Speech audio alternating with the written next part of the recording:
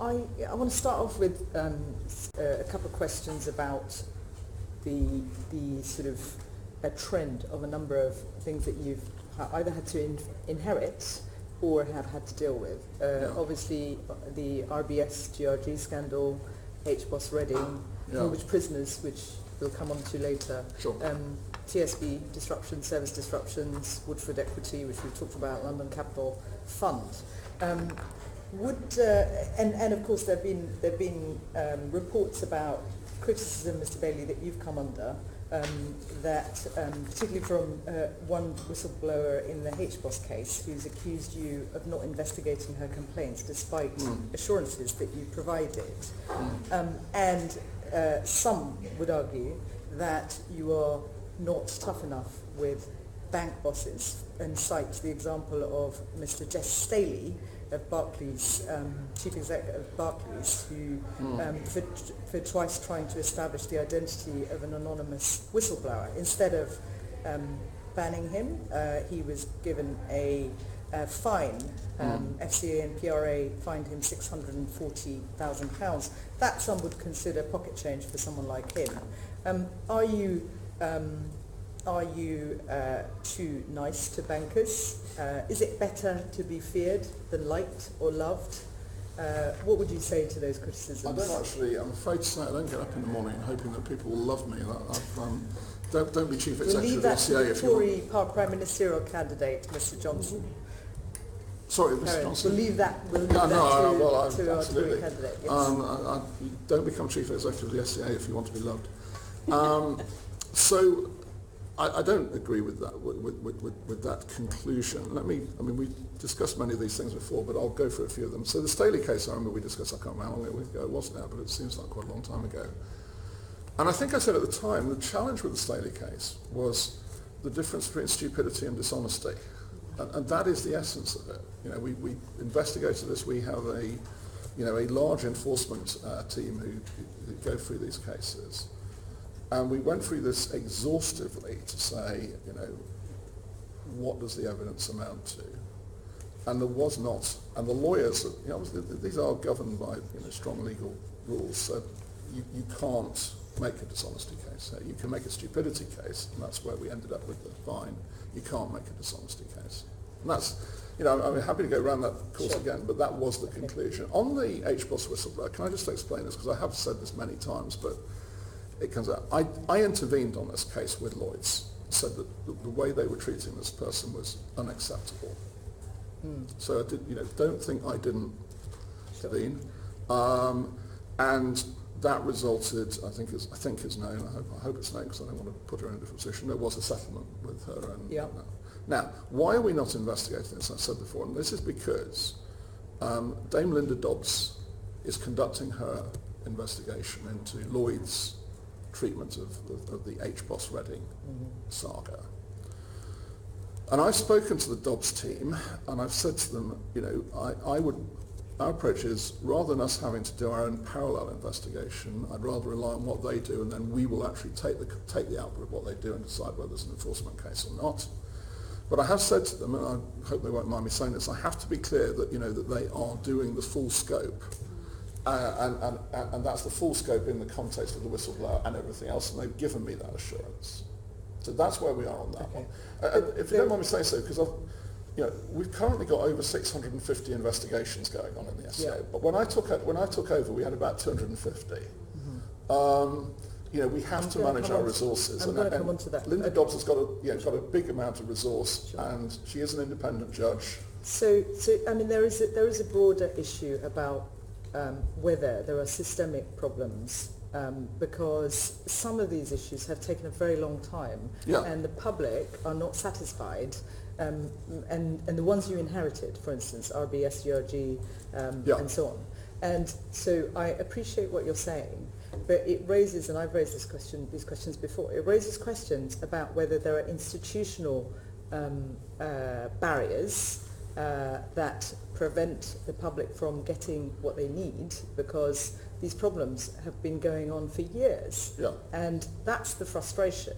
And the chair's already referred to questions about curiosity and, whether the FCA is being proactive enough and so on. And you've rightly highlighted this point about the number of investigations and how much you've got on. Not to mention, of course, the looming Brexit dimension to what your organisation will have to do. So my question really is it primarily institutional issues and resource issues and constraints that has meant people have had to wait for years and years, or is it that there are, quite often we've heard legal issues about legal, the length of time it takes for investigations and so on, but people are not satisfied with what's been going on. When you look at the sum of what's going on, I mean, I've dealt with on London Capital, and a number of my colleagues have already got cases with tens of thousands of pounds, and people, life savings, and this is likely to take a very long time again, judging by the past patterns of other cases. Well, so I suppose my question is, what can be done to address these issues? Can you take personal responsibility for some of them, or is it institutional failure? Or is failure too strong a word? I do take personal responsibility. I don't, frankly, pass the buck on this. We're taking, in fact, we've got 650 cases. We're taking cases that would never have been taken before, and we're getting outcomes. I mean, we actually don't. There's no target for fines in the FCA, but the number has gone up in the last year or so. We're taking cases that have never been taken before. They are very complicated cases. They do, I'm afraid, take time. Yeah. If you want to land these cases, as opposed to fail, they do take time. So what can be done to speed them up? Is there anything, I mean, there were obviously discussions about regulatory changes and looking at some of the emerging problems. What else can be done to... Well, I would be happy to stop the flow of this sense of inertia that seems to be there. Sure. Questions, yeah. I mean, I'd be happy to look at that. I'd be happy to look at that with you. Can I say honestly, one of the problems I have is, I think my colleagues will tell you, I'm one of the people who pushes hardest on this front. But we do come up against people's rights. So let me give you the example. I think you could know this. I think the last time I was here for one of these hearings, I sort of said the GRG report had gone into maximisation and it oughtn't to be long. Yep. So why did it take longer than I think you could reasonably think I was giving you the guidance on that point? Because, and I think you can read this in the report, I'm not giving away a secret, we got very strong pushback from the individuals about naming. Yep. Now that's about, that was a serious legal issue about people's rights. But, yeah. We have to treat that seriously. Otherwise, You've got a question on mortgage business. If you, obviously, I'm very pleased that the consultation has been underway. It comes to an end tomorrow. Yeah. My questions are related specifically to the fact that there are issues around timing. So firstly, there are a lot of people who will be waiting to find out when the final rules will be in place. Could you say something about that, when you expect them to be in place? Well, we've said we'll do it before the end of the year. A bit depends on what we find we've got back in the consultation. I sort of hope it isn't difficult because I think it's an entirely reasonable thing that we're proposing, and if so, then we'll do it as quickly as possible. The one thing I would say about the autumn is, we're somewhat in the gift of Brexit over how we can push things through in the autumn, but we will push things through as quickly as we can, because we have adopted an approach that we have tried not to sacrifice things of substance. The link between, I also understand about resource and brain space, but in terms of actually passing regulations on this, is what will need to happen? Is it this place? This is down to rulemaking by our board, right, so okay. It's not. We don't have to come to Parliament on this. It's rulemaking. Well, that means that actually, hopefully, Brexit should not be so much of a factor. Well, yeah, but I'm afraid there is a sort of, Brexit. there is a how many hands to the pump are we going to? Frankly, some outcomes will lead to more hands on the pump than others, and I have to be honest with you on that. So we'll do it as soon as we can. Yes. So we should expect the timing to be as you're saying, and if it changes, you'll tell us. Let you know. Yeah, we'll obviously be and transparent. the consultation paper proposes that unregulated and active lenders should write to relevant customers within 13 months to give them information. given this has gone on for years, why is it going to take 13 months for them to do that? Well, again, we had to take a view on what was reasonable from the point of view of a rulemaking body, because we could be challenged on it otherwise. But let me tell you this, we've had discussions with the industry, and again we'll be transparent about this because we want it done quicker.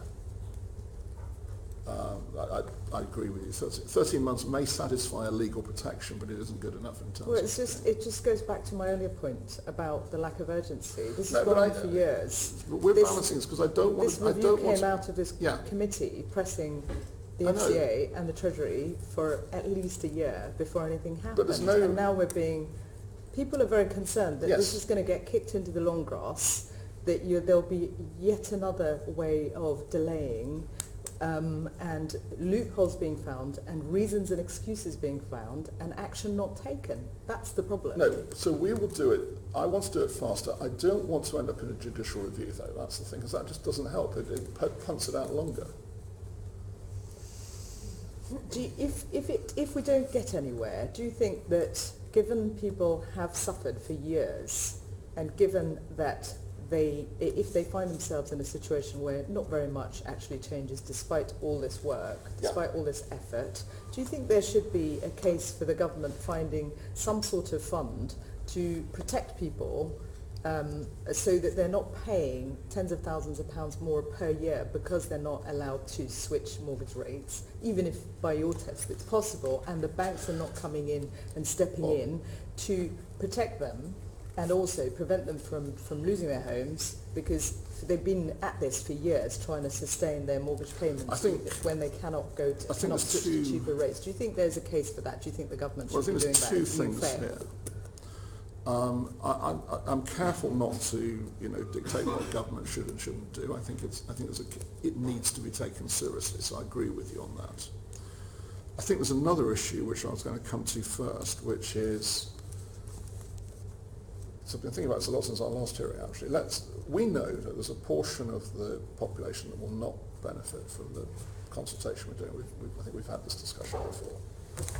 So what do we do about that? I think we can do. There are two options, and both need to be in the frame because they're different. One is the one you just mentioned. The second one I think we have to take seriously extending the regulatory perimeter. I'm saying that mortgage lending should be a regulated activity because that would allow us to make rules in that space. I've been thinking a lot about that. Sort of guessed you'd ask this question. I don't know of another solution to this, honestly. I don't think as you know, we do authorise mortgage administrators, but I just don't think it works to go through that channel in the way that I would agree you and I would probably both want to achieve. Thank you.